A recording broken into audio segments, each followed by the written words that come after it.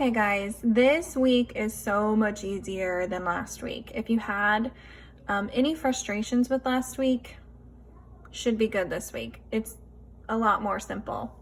So this week we're learning if you have a doctor's order for something and whatever medication is ordered you have available in a different amount, it's going to help you figure out how much you're going to give.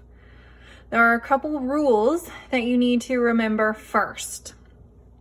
So the first rule you need to make sure you remember is that 1, you always convert to the measurement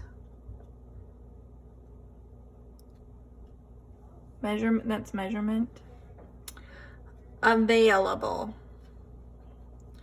We don't want to convert to what we have ordered because that's not what we're going to actually be giving our patient. We're going to actually be giving our patient whatever measurement, whether it's milligrams or grams or kilograms, whatever measurement is actually available. So always convert to the measurement available.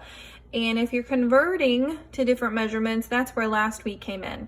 If, let's say number 1, ordered we had grams and available we had milligrams, you'd have to change your grams to milligrams. So always convert to your measurement available.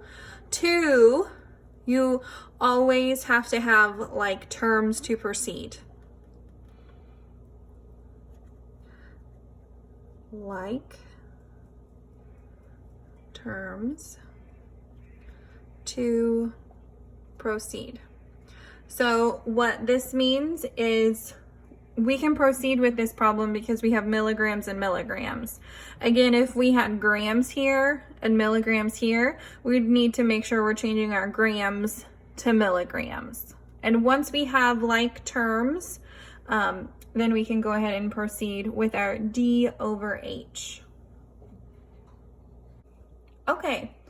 So we have like terms, so we can go ahead and proceed with our problem. So the first thing I always do is write down the formula I'm going to be using. So anytime we're trying to figure out how much we're going to give our patient, we use the formula D over H if it's going to be a tablet or a capsule. So a solid preparation.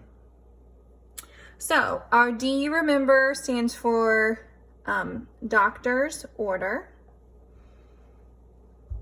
And our H stands for dose on hand.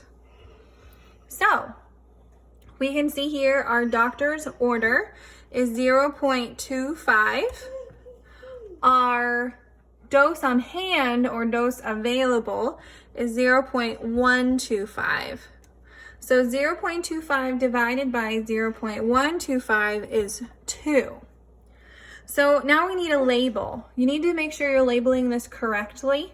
It's not milligrams because there's a huge difference between 2 milligrams and 2 tablets. So our label here is tablets, or you can shorten it and say tabs. That's okay too. Just make sure you're getting that label right, because if the doctor ordered 0.25 milligrams and we labeled it 2 milligrams, my gosh, that is so much more than what the patient needs, right? So make sure you're labeling it correctly.